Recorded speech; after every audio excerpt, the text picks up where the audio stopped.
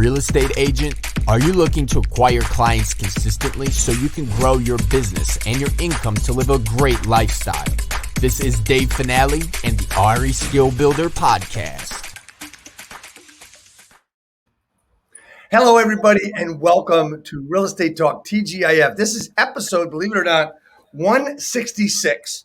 We have been doing this broadcast for over 3 years, every week, every Friday. Mostly we've missed one Friday. We've had extra shows, but when we missed the Friday, we still did it on a Saturday. That was a food poisoning day, but here we are anyway, 163 weeks in a row. And today we have Kenny Truong, Fast Agent, Kenny Fast. Everything about this guy is absolutely amazing to me. I met him recently at an event in Dallas, Texas, and just an amazing individual. Kenny, thank you so much for being on the broadcast today. Oh, thank you for having me on the show. Great, man. Bring me there. So you're out in Oakland, California. It's 8 a.m. out there. Tell me, you're in Oakland. You've got that market out there. Talk to me about, how Kenny started your business, how you started in your business, why you got into your business, and build up to where you are today. It's a pretty long story, but I kind of just started off as someone's assistant for my first year. This was about 12 years ago. I was like 24 years old. This is right in the, I think within the first year of the market crashing. So did a lot of BPOs and sign installations and kind of like the grunt work there. Had a good run there. When I finally got licensed the year following, one of my close friends, his sister had reached out to me and kind of brought me over to their company. I really started my licensed real estate sales business at a boutique brokerage with about 6 people. It was pretty cool. Before literally at less than a year before I got there, that office had well over 100 something agents. So that just showed like how impactful the market crash was. Had a good run there. Just kind of started building a small team. My third and fourth year in the business. Had about 3 agents on my team. They were all assistants first, but then became agents. But I left that company to go to my second brokerage, Climb Real Estate, which I was there for the last 5 years. And my first company I became the number one agent in Oakland shortly after I got in, because it didn't really involve a lot of interpersonal skills, because the REO market, short sale market. So it was a matter of getting in front of many people as possible and then writing offers, lowballing offers. It was very systematic, way different than today's market where, a lot more hand holding. Did that, was number one agent in my 4th year in Oakland. And 5th year, I went over to a different company because the team thing didn't work out. It kind of imploded, which I'll bring up later. Decided not to run a team, but somehow someone reached out to me that June, and I had 5 people that I was mentoring by the end of that year. And then had a great run there. Started running the E team, like the online leads team for my last company, Climb Real Estate. And I was there for the last 5 years. The 3rd year I was there, they did really well. I think at one point they had like 250 something agents. They won INMAN Most Innovative Brokerage of the Year. I won Most Innovative Agent of the Year the same year. So they're really powerful alignment. But Realty acquired them the 3rd year. And then 2 years later, they shut them down. So it was a kind of interesting. I think they just kind of wanted to learn everything they need to learn and make it a hipper brand. And a lot of the DNA and cool parts of it now probably has rolled into the other Realty brands, like maybe like Century 21 and Coldwell Banker and stuff. So that was my first 10 years in the business. One year including was the assistant year. moved over to this company. We're the same company, EXP Realty, last January, and started my venture again and brought over about 10 people last January. So that was like 18 months ago. Brought over January 23rd was my official change date. Brought over 10 agents to EXP and filed for Fast Real Estate, the DBA, and got approved by the California DRE. I applied for it in April, got approved in August. So that's my company now, Fast Real Estate. Originally, my brand was Fast Agent, as you can see here, and then I started Team Fast my last year at Climb, and then I brought over Team Fast over to this company, and then now we're Fast Real Estate. Now we're in the process of onboarding maybe 15, 20 people right now, but my team size, technically, so we can't call ourselves our own company at EXP since that's a brokerage. But if we were a company, we have 180 agents on our team company. Wow. So, all right. So you've brought in an awful lot of things in that span, right? One of the things you said was that, when you got into the business, 12 years ago, it was a lot different than it was today. Yeah. Where you were lowballing offers and stuff. I know it's probably a stupid question, but tell me the difference between last market like this and this market. What do you see as the differences? 'Cause that's one thing you mentioned. I want to just go into a couple of points you made. So you talked about, it was making lowball offers this year. It needs a lot more. This time needs a lot more hand holding. As far as that's concerned, we get. What about the market specifics in particular do you see? I mean, the market specific, last time there was a surplus of inventory. There was way too much inventory on the market, not enough qualified buyers because people were in the process of losing their homes and short selling or holding on or doing loan modification. So people were in homes for 1 or 2 years. And, it wasn't until at least I don't know if I had the numbers, 3-5 years later, or 7 years that the credit is repaired, they can start over in the market again. So before it was working with a lot of investors. I worked mostly in Oakland back then. I've done a couple hundred deals in Oakland. So that was kind of the era of international buyers coming and buy out properties, but they weren't buying in Oakland. They were buying in New York and San Francisco and LA and all kind of the major metro markets, a lot of luxury stuff. Right. But over here, it was first time investors waiting. I started young, so I never knew what cycle was. I started literally at the bottom of the last cycle. I didn't, as I was maybe getting licensed, I kind of maybe my first job was picking up signs, the auction.com signs, the bright yellow ones and the green ones and blue ones. I'm not sure if you guys have your market. It says auction.com on it, but my first job was installing those signs across hundreds of homes in my market. So back then, it was just lots of inventory. The seller that you were dealing with was usually the bank. So there wasn't a lot of emotion involved. So it was a very process oriented business where you would, get clients however you can get them. Back then it was acquiring clients through Craigslist. Trulia and Zillow weren't really a thing yet. So it was word of mouth or Craigslist or running open houses and getting them into your pipeline and then just going out and see lots of different homes and they can pick homes and write many offers. I had clients, most times I were writing multiple offers a week. There's short sales too. So when you wrote an offer, the bank would counter you and then you would, go back and you counter it and it went back and forth that a lot. And there was very number driven and not really there weren't a lot of regular sales and as many regular sales in that market, I recall. Right. No, there weren't. It was around here. It was like everybody was afraid to actually do business, but they figured they had to get out. So, yeah. So as you move forward from then on, right? You did a lot of different things. So you started out and you started getting leads from different places. Tell me how you built your business. Your own personal business. You did it with different types of leads and you built up from there. Tell me what you used and how you used it.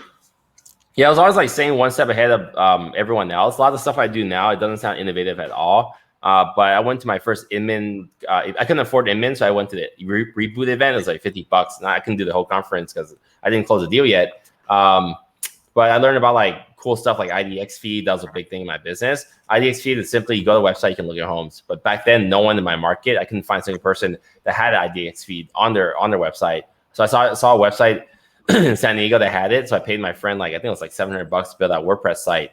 So I had one of the most forward websites. And then before even WordPress, I was on Wix. Wix turned out to be a bad idea. I spent probably 200 hours building on Wix because it was fun for me at that time when I had more things to do. And I realized it was the Shockwave. So on Shockwave Flash, you couldn't really find things SEO. So I built out this website. That was the coolest thing in the world. It started loading really slow. And I was and it was just ideas. But I built out this WordPress website. And my friend helped me tweak it out, pay him $700. And I was the first agent I knew in my whole Bay Area market that you can go and click Oakland, 100, 200 grand homes, 200, 300 grand homes, or Alameda, 200, 300 grand. No one had that. So I took, I saw my first broker, Vinny Mawin, he landed one of the biggest REO accounts. So he had all the Fannie Mae listings, the Freddie Mac stuff. So I would take the listings, manually input them into Zillow and Trulia and claim it as my own. Because then there was no syndication. It was first year Zillow was on map or really out there. So Trulia and Redfin put those websites there in the comment section and drive the traffic back to Craigslist. And then on the Craigslist, it was hey, check out more homes here. And then people click that and they go to my website. And then I was also a Redfin partner agent my third year. And that really blew my business. I went from 24 deals, 25 deals my first 2 years to 50 deals my third year. Was the number one Redfin agent. I still have my award right there, actually. I'm really proud of that award. And And I would go on Redfin. I had this GoPro strapped to my chest, and I would go around all these properties and then like create these videos. Homes were mostly empty, so like it was like pretty poor quality, kind of wavy, bird eye, distorted. But then I would put 3 bedrooms or 2 baths, like whatever. And I made my own little video. I still have hundreds of those on YouTube right now. But then I would go on Redfin as a partner agent and write really funny comments on the property, and we would valid feedback and then link it back to my site.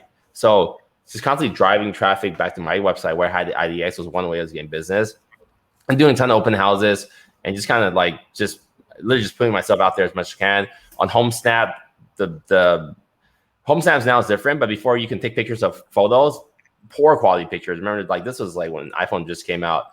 Poor quality pictures of properties and check-in properties. So then I would rank number 1 on the website because I had the most check-ins.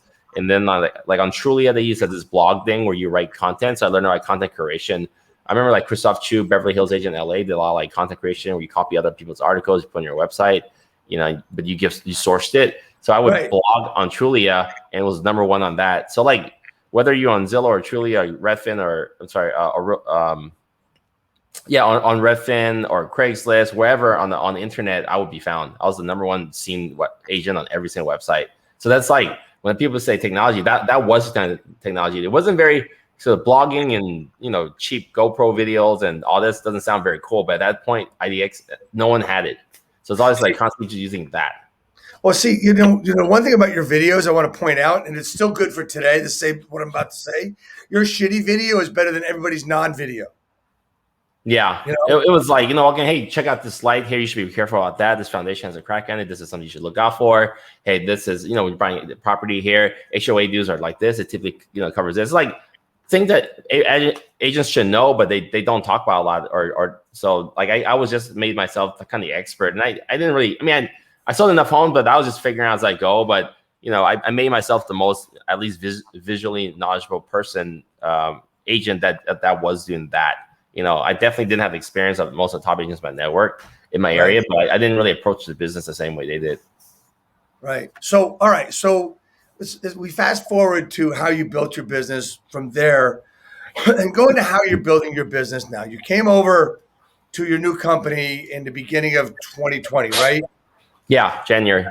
And you brought, would you have 10 or 12 people you brought? 10 or 12. Right. So what actually catapulted you to try to build as many people as you could? Where now in a year and a half you've got 188 in your team.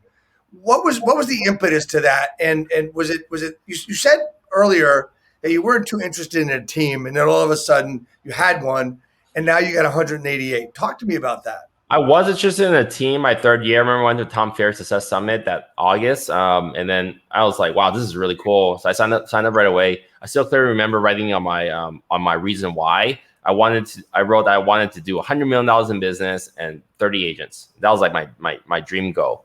And then it worked. I started hiring agents, but then it just kind of imploded. Getting the right people, leading is really hard when you're just kind of figuring out. That's something like I talked to a lot of other leaders and other agents looking at teams. When you're joining a person's first starting off, you really are a guinea pig. So are they. But if the team leader is getting good mentorship through whoever they're working with or being mentored by, it helps a lot. But many agents are just figuring it out. I'm still figuring it out right now. I'm figuring out how to grow a brokerage. Like every day is a learning curve. It's just if you're working with someone earlier on, it's just harder.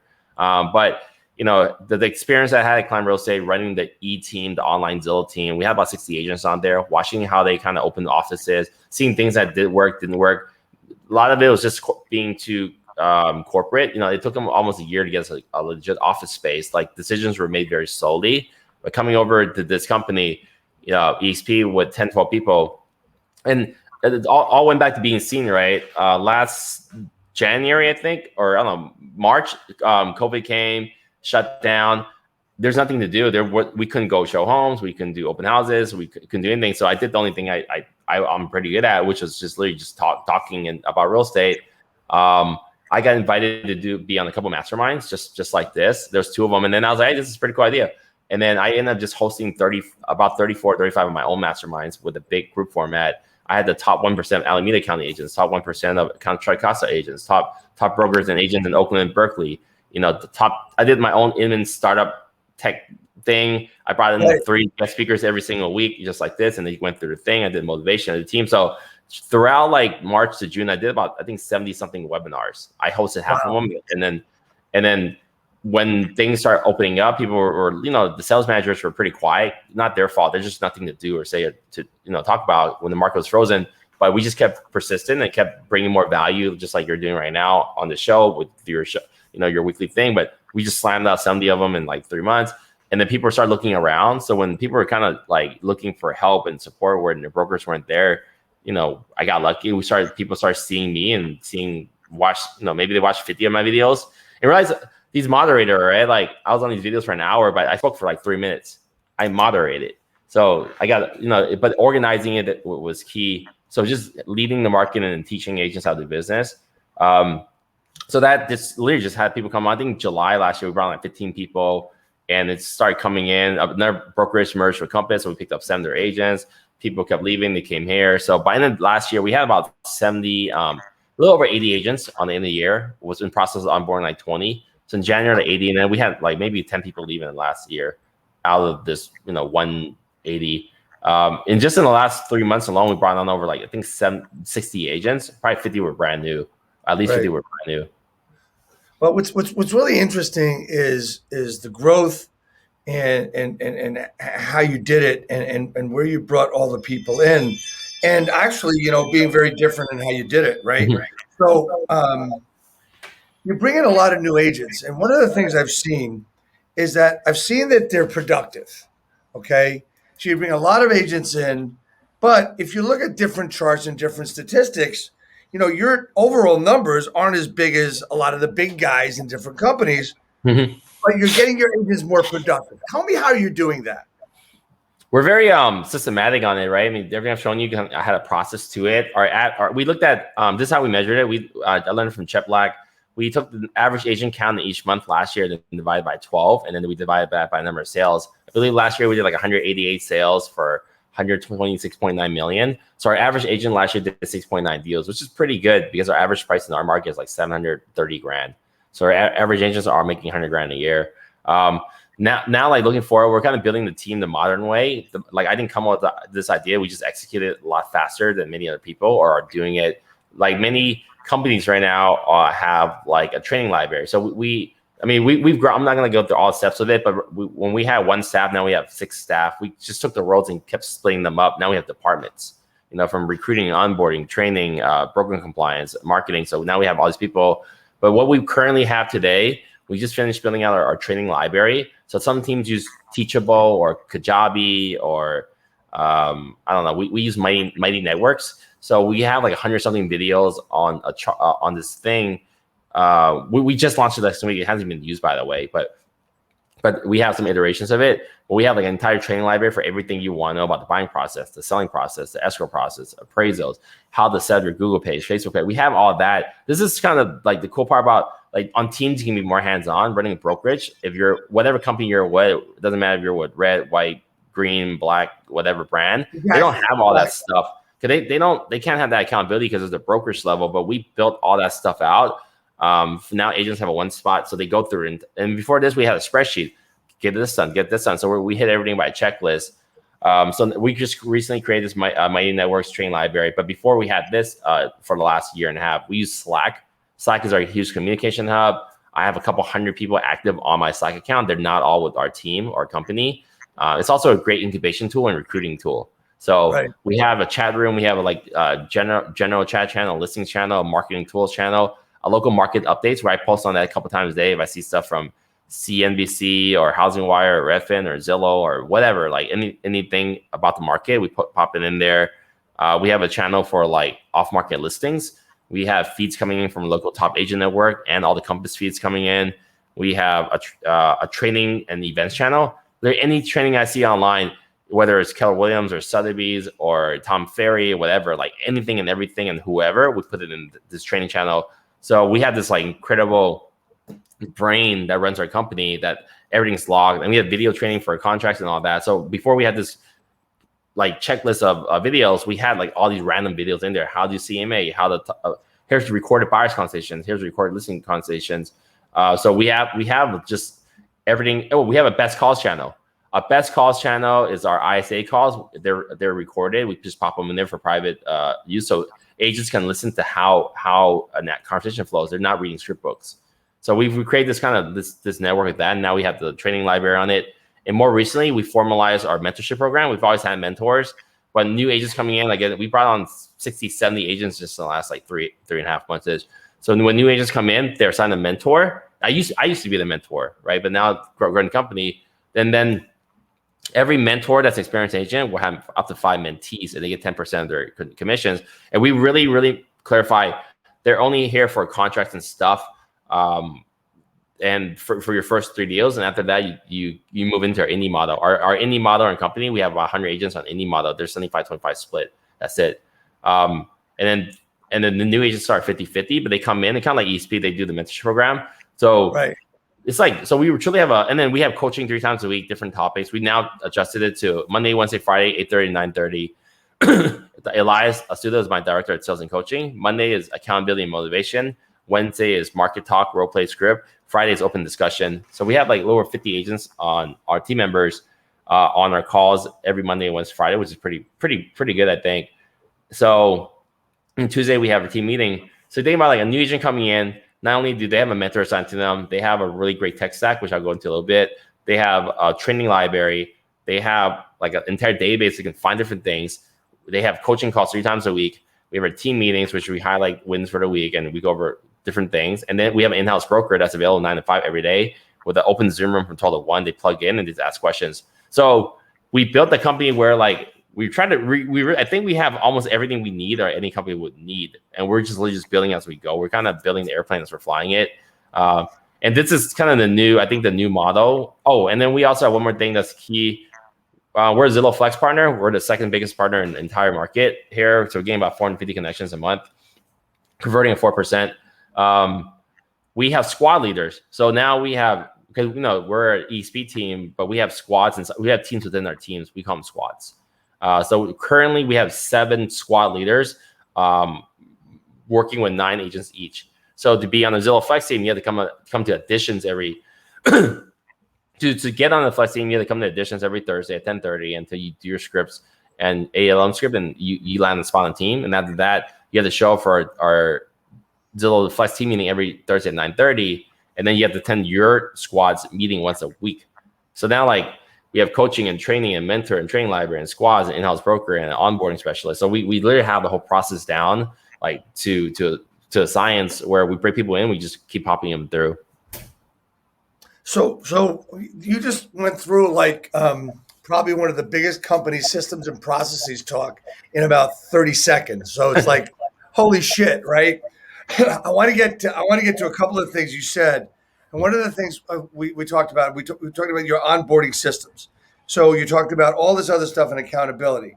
So is there a Kenny Truong way to do a listing process, a listing presentation? Is there a fast real estate way of talking to a buyer, et cetera? Is there a method that everybody needs to use? Yeah, when our when our agents first onboard, one of the very first emails they get is a link to not only their business cards or for sale signs, but they also get a link to their custom listing presentation and custom buyer's presentation with their information on it on Canva. And then we teach them how to go through the entire buyer's presentation step by step, and then so they can have that 45-minute, 1-hour call with the buyer. We teach them how to go through the listing presentation. It's all in the PDF or Canva format to walk through it. And then we have videos recorded of us actually delivering those presentations to clients in our private library. So agents will come in and they'll watch a couple of them, and then they'll not interview. They'll get in front of Elias to do one-on-ones or one-on-twos sometimes to go through the buyer consultation. So that's why our agents convert at a high level. We don't just throw them in the mix. They can't really touch our lead pond. We have like 6,000-7,000 leads in lead pond. And they can't get on the Zillow Flex team. They can't do any of that stuff until they can do a buyer presentation. So that's part of their process. And then they're doing listings. We always highly recommend them watch the videos first, and then we recommend they partner with a senior agent. It used to be me. I still have like, I don't know, I still did like, I think I did 70 transactions this year. I'm on the contract, but then I moved myself off the contract. I wasn't very involved. But now we have agents that partner with more experienced agents and stuff, and we highly recommend them working closely with the mentor for first 3 deals. So yeah, everything is, a lot of our stuff is recorded. So the way I've done it might not be the way it's done, but like I think 80% of the way agents are doing it is based on how I've done it, because that's how we built the training from it. That's fantastic, because what you're saying is, what you're looking at is you're not only teaching people how to build a team, you're also teaching people how to build a business, right? So this is to work with fast real estate. One of the things that I see is that, number one, you're going to do it this way. This is how we do it. You're going to this is your business. This is your career, Yeah. and we want to make sure that you're successful. We're not going to just bring you in because you fogged up a mirror. I don't know if you ever heard that story where brokers. No, I haven't. They used to put a mirror in front of their mouth, and if there was fog on it, they'd hire them if they had a license.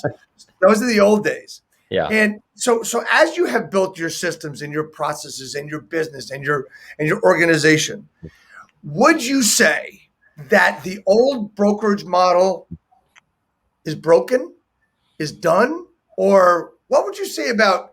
And this is a lot of your competition, right? So how I'll would say you no.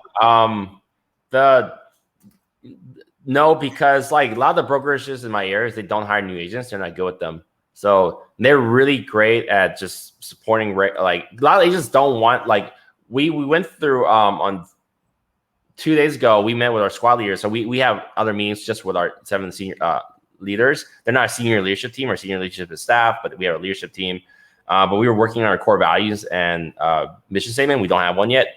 But open-mindedness came forward thinking, and innovative was like pretty high on the list. So I think what it is, like, most agents can survive and do pretty well at great companies like Co-op Banker or Sotheby's or BHG or Compass, but they don't really support newer agents. There's no training. Here's your tool stack, figure it out. You should rely on our brand to do business, because you have business coming in, you're looking to improve your business. But many of those companies aren't built for new agents, and no one's really out there. I think other than Keller Williams, that does a great job, with all their training. But what we learned, what Keller Williams is, they have really great shallow training. It goes to a certain extent because they're trying to do it for the masses. When you have 100 people in the class and everyone's on the same scale, so you have to kind of keep your information not too deep.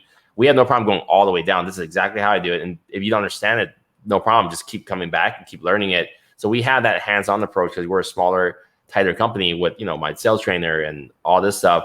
So, and they don't quite have their processes, and people don't like accountability. Like, if you gave people a checklist to do at a different company, like, what the hell? Like, I came here, I'm independent. I don't need, like, you don't tell me what to do. Right. Great. You don't. And then a lot of like the companies, they just need you to produce, pay a desk fee, and do enough business and not get in trouble. So many of the sales manager and brokers and many other companies are there just to keep things like consistent and going a little bit. Here, like, we're disruptive, we're new, like, we don't care. Like, people, we've had a couple agents leave our team because they didn't want to come to all the meetings. Great. Well, there's a better fit for you. 3 goes out the door last quarter. 70 came in. So people want this because then they realize they see the success of our new agents exceeding the success of experienced agents. They see our experienced agents. We have at least 10, 20 million producers on our team, which is pretty incredible. They can run their own teams, but they don't. And we teach them how to build a business. Like you said earlier, I built mine on system processes. I have an ISA team. I have 4 virtual assistants. I had buyer's agents and showing agents, but now we teach the team, you have access to our ISA. You want them to call your database? Here, no cost to you. Virtual assistants, book your showings, do your social media, review your disclosures, summarize them, random projects here and there, copy this to that. Like, the virtual assistants are at your disposal to do that. Well, you don't need to hire a buyer's agent or start a team, because we have a channel on our Slack called showing requests. You put it in. Typically, people are paying $50 a door. You can have your entire weekend back by paying someone $50 to go show a door hour away. That's not done in most companies, because most companies don't have that integration. So and then partner, we highly encourage partnerships. And now that I'm out of production, I give referrals. I will give listing referrals to my team, but they have to work with someone else on it. So I'm still constantly generating our business. So we're kind of just replicating what I've done in my early years into the team. And most brokers don't have that. So we're kind of like a hybrid combo between, we're getting all the collaboration. Like, there's literally no other team in the world that I'm aware of in the US where, we have 180 agents where most people know each other. Most people talk to each other. And the way we create these squads is the teams rotate every quarter. So the team members have to be under a new team leader every quarter. So now they're making friendships, and we're creating no clicks. There's not less clicks in areas, and we're not going to retail locations. I'll have like 5-6 retail locations within the next 2 months. So now our agents, not only do they mingle across offices, they mingle across networks. It's not like, okay, you're with this office, you're in New Jersey, but you can't go to, I don't know, Hoboken, or you can't go to New York. Your agents, well, they're different staff, different leaders, different. You're same brand, but you don't ever hanging out. So like we kind of create this environment where we get the best parts of the team, but then we have a full on, we have everything that a brokerage has, which is typically tools and training and broker support and office spaces and all the cool stuff they have. So we have the best of both worlds as we're building this thing out.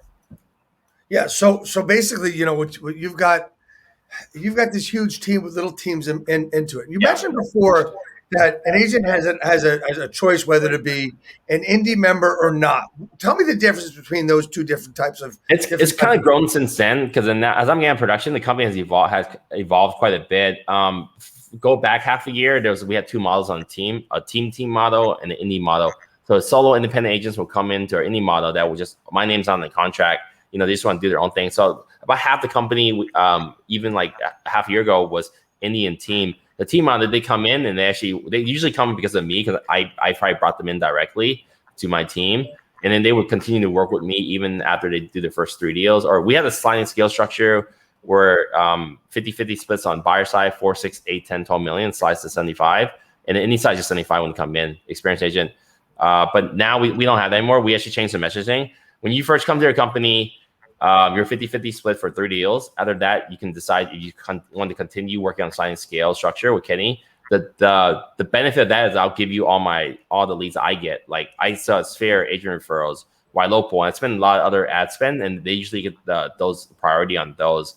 And then any side is just people who want to just completely do their own thing within our company. But now like I'm now that I'm mostly out of production, I still got like 8 listing appointments a month on average, 8 to 10. But I've only done like 3 showings this entire year, so I'm pretty much completely out the buyer side. There's like 10 agents on my team that still work closely with that handle all my personal buyers depending on location, referrals and listings. Right. But my goal is to just like now just have 10 to 12 people and I'm done now, because I'm trying to get to 300 agents by the end of the year, probably in at 260, looking like 260, but my goal is 300. But I will want 290 independent agents on my company at 75-25 split, and just working with 10 people that I hand off my referrals to. Because then that there's no liability on that. I'm not in the contracts. My company runs the company. My leadership team handles all the meeting stuff. So I'm just involved to push the company forward. I'm never really needed for stuff. Right. So everybody, what you're hearing here is not only how to build a team, not only how to build an organization that works, a team that makes money. You're actually looking at how to build little cells inside that team and how to get your own team to build teams, right? So to transition over to something else, you did a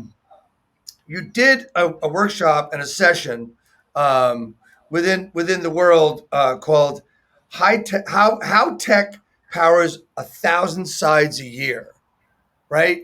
Now, anybody that knows who you are and has followed you knows that there is content on top of content on top of content, right? And one of the things I wanted to say before is you talked about all these videos and stuff. Well, where Asians were just thinking about doing all this stuff, you're slamming the public with great content. Even though the videos may not have been that great, you're still jamming a lot of good content, worthwhile content, educational content. You're pushing it out there, right? So talk to me, and that's one of the ways you were able to build your business and a following. That's just my opinion. Correct me if I'm wrong, right? So, and also being an early adapter to technology. I remember when Google AdWords first came out. I was buying local phrases for 3 cents a click. But now that same phrase is worth about $15 a click. So it's just amazing what's happened. And then it worked really well in the beginning, and it didn't work for anything for a long time. Now it's working again. But you talk to me about how tech powers 1,000 sides a year. Talk to me about that and what's that all about? I mean, it's all these systems that we're using and getting agents to adopt it. I mean, Slack, like I'll give you our funnel, right? When there's someone interested in our company, let's even go further. Like most people find me and my company through Instagram. We're big on social media. You go to Kenny_Fast, you can see our stuff and see what I'm tagged at. So the funnel starts early. I've been on social media for, I mean, technically, if you count like Angel Fire, MySpace, and Zanga, all that stuff, which Tumblr, I strongly consider those the original social media. So I've been doing the social media thing for like, I don't know, like over 25 years, I think, since like 5th grade.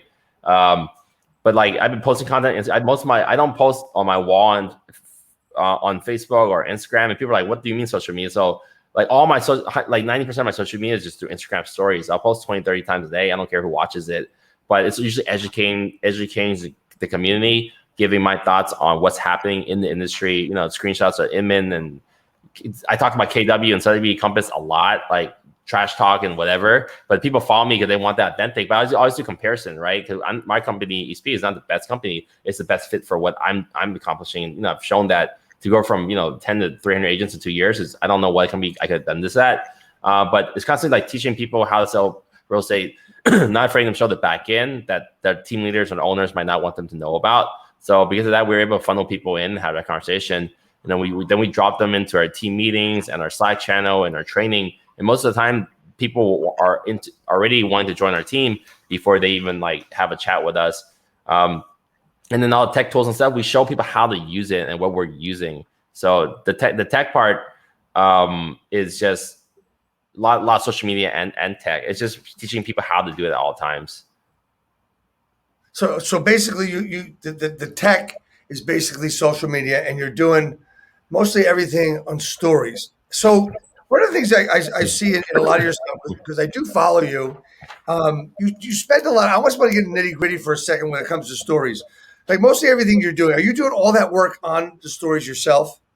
Yeah, so I mean, storage is just pressing a button. So I do it when something's interesting. I'll post every day. I wake up like 6:30 every day, and my inbox, like I read Morning Brew and The Hustle and Trends and I don't know, a couple other like fun Robinhood snacks, like all these fun things. There's always something interesting to read, and I'll screenshot that and then post out the content. I'll look for funny things to post. Or I'll save things in the middle of the day and I'll post the next day. And then I get that stuff happening, and then throughout the day, I record my day. And at the end of the day, usually at night or a day later, then I'll respond to people. Like more recently, I'm opening up 3 retail locations. I just signed this 9,000 square feet office warehouse lease in freaking Oakland. I'm in it for $1.8 million, which is crazy. I woke up one morning, I saw it on LoopNet. I went there to see it and made the offer that day. Like I was already kind of looking for office, but that's kind of stuff that people don't know what to expect. And then they see that this is how you grow a company. But I showed the screenshots of my draft, the furniture I'm looking to buy, how much things cost, where we're looking at this place sucks, this place doesn't. Oh, we're also looking at building out this. My squad meeting I just told you about, the leadership building out a core values mission statement. We don't have one yet, and we're showing, hey, this is us figuring it out. That's really interesting, because then I don't know how many people you've seen, like I haven't, like in all my social media, see their company meeting trying to figure out their mission statement. There's usually, look at what we're doing. Like the behind the scenes is what people is really looking for, I think, and that's what captivates them and make them very interested in following someone. That's really cool. I mean, the way you do it, and here's the thing, you have something that I call balls, where you decided to do whatever it is, whatever it takes. And what's happened is, like I said before, your shitty video is better than someone's non-video. Well, your 10, 15, 20, 30 stories clips a day are better than the other guy's 3 or 4 stories, that aren't really getting anywhere. I mean, your range of stories, like I think I looked yesterday, right? It was that warehouse. It was your team. It was your team celebrating. It was, new space. It was some trainings. It was where you didn't have enough space for something. So it was all this stuff put together. And I think for people that I'm sorry, I think your company is just only for fast-paced people, or for people that really get it and want to be excited and are going to get motivated, where you're going to be able to motivate them beyond their discipline, right? That's something really tough, because you have 3 things. Number one, your life seems to be built on passion of what you love to do, and you love to do the business. Number 2, you've got you're motivated to do it, and I'm not sure what that reason is, and that's your personal deal, and that's cool, right? And number 3, though, you've got a discipline to where if all else fails, I got to do this today, right? Because discipline will always be there when motivation ain't and passion wanes. It's always going to be there, and I think that's really, really cool. The other thing I love is how you have, people have said they've left because they didn't want to come to all the meetings. They didn't want to be involved in this and that. Well, you know what? Like you said, 3 left, 70 came in. That's a pretty good net. What I learned is from an event, the cool. It was a step-like event on agent leadership and recruiting, and this cool. Like I brought over my team of 10 to 12. Right, the DNA revolved around me. That's my company. But now, it's grown to the point where a lot of people come in and might not even know who I am, which is great. So, and as you're growing the company, the culture changes. My original people that came in, we didn't have coaching, we didn't have this, we didn't have onboard. Now, the coaching is the norm. People come for the coaching. Our more experienced agents who's been here a year, they're usually not coming on coaching, but that's fine. They're not required to. But now people come in, oh, this is what you guys do? Okay, but that's all they know. So this is part of that bad habits, good habits part. It's not a bad habit you're showing for coaching, but it is a good habit you're showing up for coaching and all this stuff. And you're plugging into the network. So as you're building this company out, the culture changes because now the subculture, which is the other 100 people we brought on this year, now they exceed the culture of the people last year. Because last June, July, I only had 20 agents on my team. You realize they only make up my original people only makes up less than 10%, 10% of the company. So now as we're growing this company, it shifts and evolves. As you're changing from family, happy, feely company, small tight team, now we're growing this powerful organization that has, led by principles. The culture is different. Your standards, not suggestions. We if you want to stay in the squads, you want Zillow Flex, which is freaking $100 each. You have to show a meeting. If you don't have it. So yeah, people will be upset when they leave, but when they leave, more people come in that only knows that way of doing business. They come in and become stronger. And this is the company we're growing. We're very just okay. So our company's slogan is actually be you, period, but fast. So all the stuff that I've taught, that I teach these systems, these tools, and social media, all that, but it's very around my personality, right? But if you take away personality, it still runs. And this is where we built the company, Fast Real Estate, which evolved from Team Fast, which evolved from me, the first Fast Agent. Now many of my team is using Fast Agent. So we built this company now led by principles and standards. And then this is how we do it. If you want my level of success, this is how I did it. And there's no secrets, but you plug in and you do this and you take it step by step.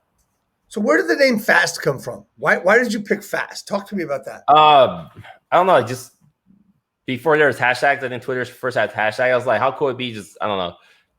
I had on my license plate first. So, obviously because I had an M5, the V10 model. I was like, oh, Fast Agent. And that was it. But I didn't think much of it. It was really meant, I'm a real estate agent. This is fast car, Fast Agent. But later I remember I was one day going to eat sushi with my friend, and I was like, you know what? It's kind of cool. Hashtags are, I think, blowing up right now, or kind of picking up. This was before Facebook even recognized hashtags, right? So this is so long ago.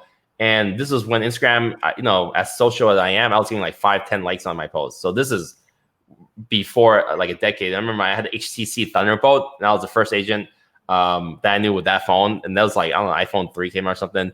But I was like, okay, I'm gonna get people to call me Fast Agent. And then I started doing these email newsletters. It's hashtag, right? I started tagging everything. Fast Agent, Fast Agent, Fast Agent. Then this email newsletter, you guys go on kennytruong.com. I haven't done them in years, but I used to have these logos like Pepsi or Skittles or I don't know, Playboy or Samsung or Amazon that had Fast Agent on it and made the entire email of that. So then that just became my brand. That's what people know as. And then now this brand has now evolved into Fast Real Estate, which is a legit full-on company. Right, exactly. This is amazing. So your story, your journey is one of the things I got to tell you. I owned my own brokerage for 21 years, and if I could do it all over again, I would be Kenny Truong. I really would be. I would do it that way. And honestly, you mentioned one of my most favorite people in the world, John Cheplack, earlier, and I worked with John for a long time, and thank God I'm working with him again through this thing that you and I both attended. Mm-hmm.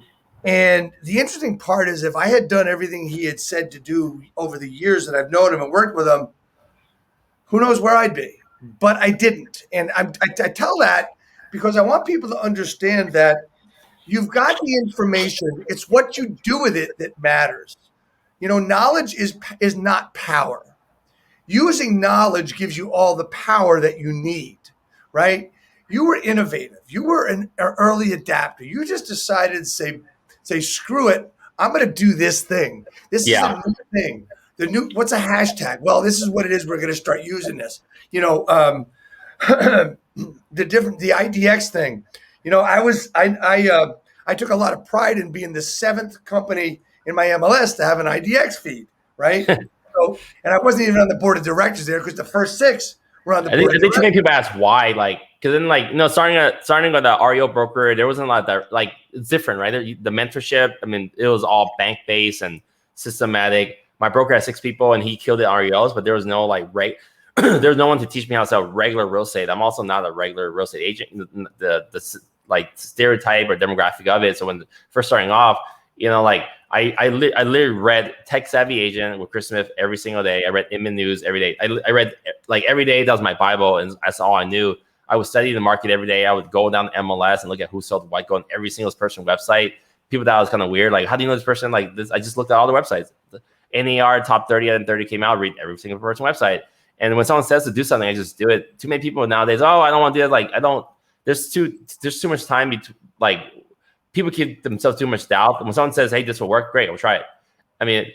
Early on, I remember the first INMAN, it was don't waste time on social media. And then 3 years later, it's okay, you got to do social media. We're ahead of it. So when someone tells you to do something that sounds right and you have time for it, stop asking why, just try it. And that's the problem. I think that's what the success of our team, because we tell them, you should try this, you should do this, you should do this. And you pick the ones you want to do. You don't have to do them all at the same time. But if you do it, you're going to be successful. And that's why our team, is constantly super innovative. Now, being innovative is a little different. I think it's because everything is plug and play.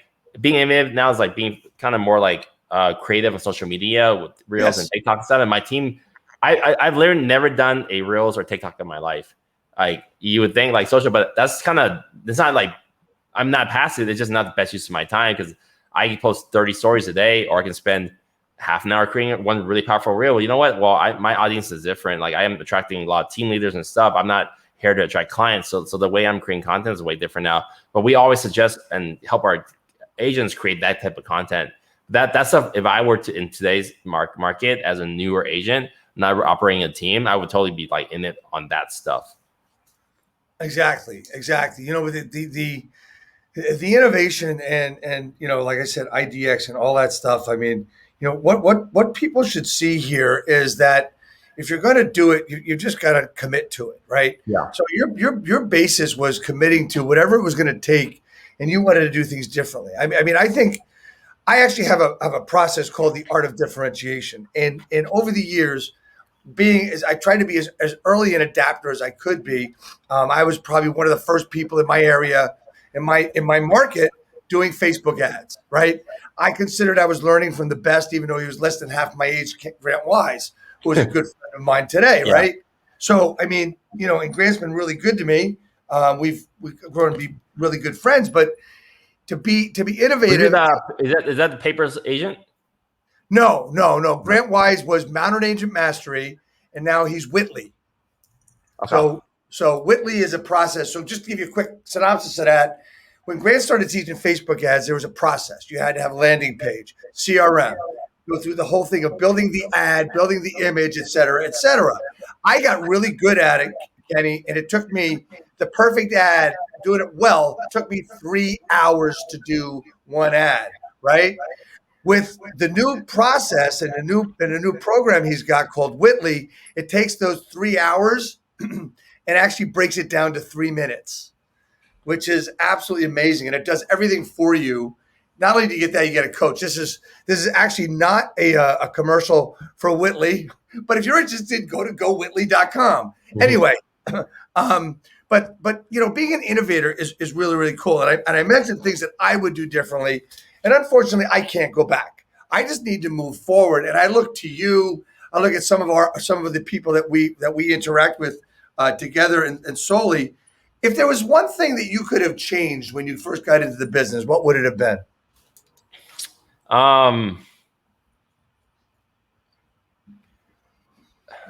I don't know, like, I'm a big believer, like failure, if people fail forward, there's a lot of things that change it, but then I change them like right away. Like I spend so much money on this and that, and all that doesn't work, just move on. So I don't really spend much time thinking about things. Maybe seek out more mentors. I did grab a lot of agents for coffee and lunch all the time, just pick their brain, talk to so many lenders to pick their brain. But, I think one of the reasons for my success is, not just the mentors. Early on, I was learning, training and all that. But I learned, I think, at the Tom Ferry conference, modeling. So I used to research like really, really top agents across all the U.S. Locally, there was like a couple of brokers I had so much respect for early on. They were flippers and they ran large companies and they were really well respected in their market. And it wasn't until like I started exceeding I pretty much outsold them within my first couple of years. I was like, then I started looking for bigger people to talk to. So I went to a lot of conferences, so maybe even go more conferences, like INMAN and Aria and NAREP and Tom Ferry and all this, just constantly meeting more and more people. I would probably like try to early on maybe build out a bigger network. I collected business cards, but that's the extent of that. Like I didn't really make any formal way to stay in touch. And which has worked now to this age, Instagram, but if maybe I would have like be more in tune with creating a referral network with the people that I knew. I did email blasts and I just relied on that. But if I had gotten actually, not like second thing, I'm really terrible at past clients. Like, I don't know, 10% of my referrals past clients or less. Cause I have so much new business coming in. This year we're doing well over 1,000 homes that I'm really pouring that. So I wish I had found a strategic way to stay in tune with my past clients. We used to send them things every month, but I wish I maybe got an ISA or something to stay in tune. So two things I guess would be finding ways to stay in touch with past clients and engaging in more proactively engaging with other agents in the market, not just at conferences and networking and when I see them. I think my business would be even further right now, but it's hard to say. Yeah. So let's talk about the 1,000 homes. So in 2019, you did 88. Yeah. Right. In 2020, you did 188. By the way, yeah. 88 is my favorite number. It's a lucky number too. Happens to be my birthday, so that's really cool. It was last Sunday. In 2021, you're tracking and expect to do 1,000 homes. Yeah, we've closed 445 so far, and we have 127 pending. So we're not even fully 2 years away in, right? Yeah, the 8th month didn't close yet. So just at this rate with 570 closed, we cut down half of that, we would be, I don't know, like 930, but realize I just added like 100 agents this year. So we're tracking to do over 1,000 units this year, a little over 700 something million, probably 720. And then next year, I mean, just given at this pace and where we're doing, I'm setting my target to be 4,000 transactions or close at over 2.8 billion. So, wow. I mean, that's a number that people can't even fathom. And so that means you need to grow by lots of agents and actually just like, something I didn't talk about too. I'll dive in now is we just signed a 9,000 square feet office space in Oakland. Right. Friggin' it's gorgeous. But then like we have 9 offices in Walnut Creek, half an hour away to our east. And then another, like from here, an hour east of us, we have an office in Brentwood that's 3,000 square feet. And then now I'm also opening up 2 more retail locations, opening up in the next 2 months. Two different over 2,000 square feet space. One is 35 minutes north, and one is half an hour south. And then, so that's Hercules, Hayward, Oakland, Walnut Creek, Brentwood. So that's like all within an hour. I have 5 like huge, massive office locations, and then we have a bunch of co-working spaces. And like, we have them like San Jose and Peninsula and San Francisco, and we have one in Sacramento right now. And then we have a bunch of agents in Stockton and Vacaville. So within our core area, we have all this established. Now we're growing within the hour and a half grid of us. So the numbers are a lot different because I looked at production for Keller Williams, for example, combined production of every Keller Williams office on my MLS. There's like over 1,000 agents. It's $5 billion.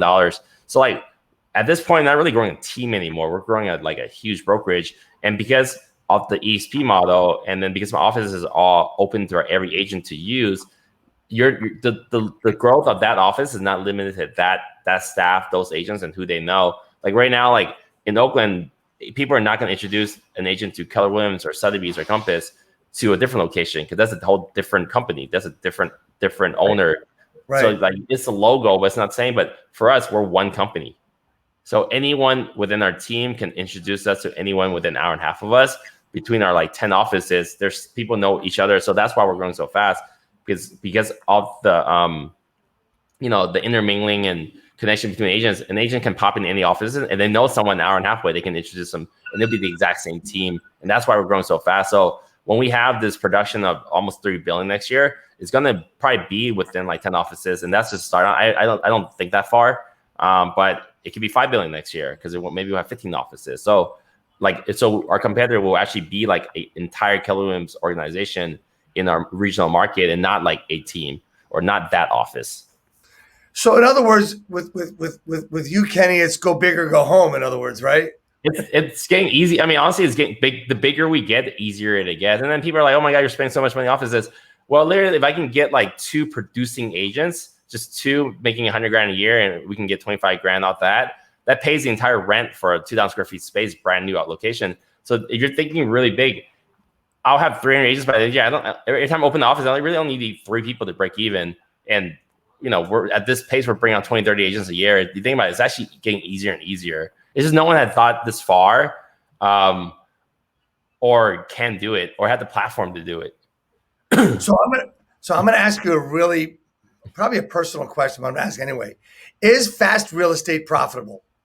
Oh yeah. I thought you currently were. What I take home on agents is about 30%. I think we're in because then I'm probably keeping about 15-16%. Like this year, my gross GCI. Last year was my first year hitting $1 million GCI. And then before I used to pay out my agents too, so the numbers were weird. I would get the check first, pay out. But last year was just my GCI.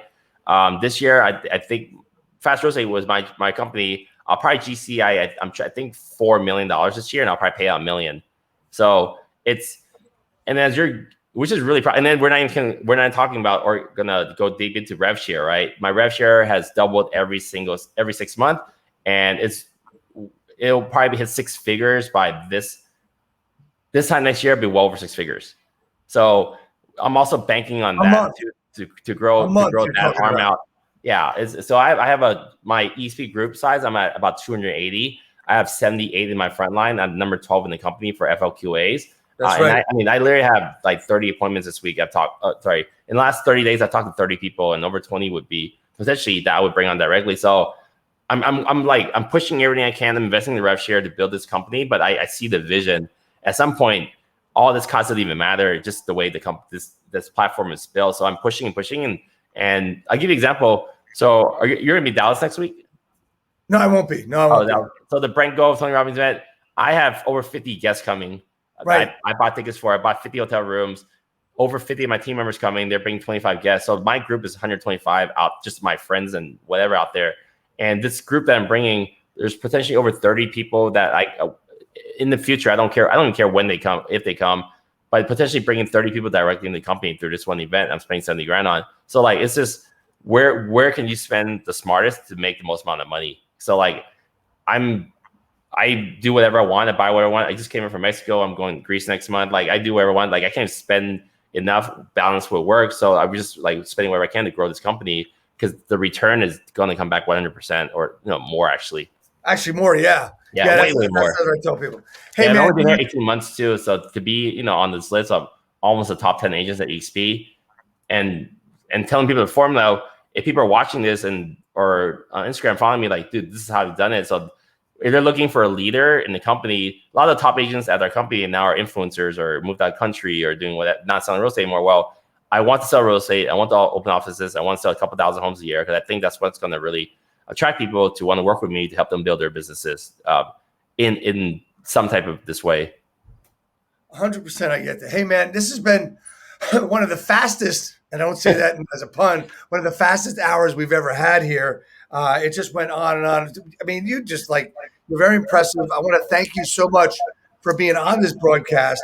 And there's a couple of things I got to do real quick here as we end the broadcast.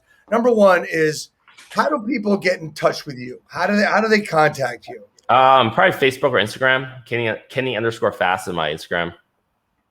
All right, let me put that on the board here. All right.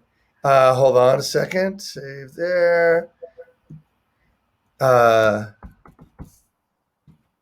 This is Instagram.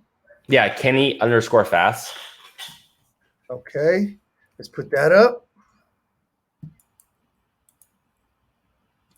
So there's that, Kenny_fast. And they can get you at kennytruong.com. And, the other thing we have up here, if I can find it, actually, if that's okay, we got your number up there too. That's my direct number. Right? So that's your direct number. And at this point in time, there's just two more things I got to do. One is, Kenny, how can I, Dave Finale, help you grow your business? We just want referrals. Okay, referrals. Look, man, if there's anything I can ever do for you. Oh, wait a minute. You know what? Everybody comes on the broadcast, because they want one thing, and they always want to get this hat. For some reason, everybody loves this hat. So everybody that's been on this broadcast, I think everybody has gotten a hat. So your hat's coming out to you. That's pretty cool. What does it say on it? It says RE. It says RE Skill Builder, which is the name of the company, Real Estate Skill Builder, right? It's my coaching company. So we're going to send that out to you real soon. Hey, man, thank you so much for being on the broadcast. I really do appreciate it. Just stay on for a second as we go out, okay? Yeah. Just stay on. Hold on one sec. Let's go here. Technology is a wonderful thing, Where's the stream at? Is this Facebook? It's all over Facebook and LinkedIn.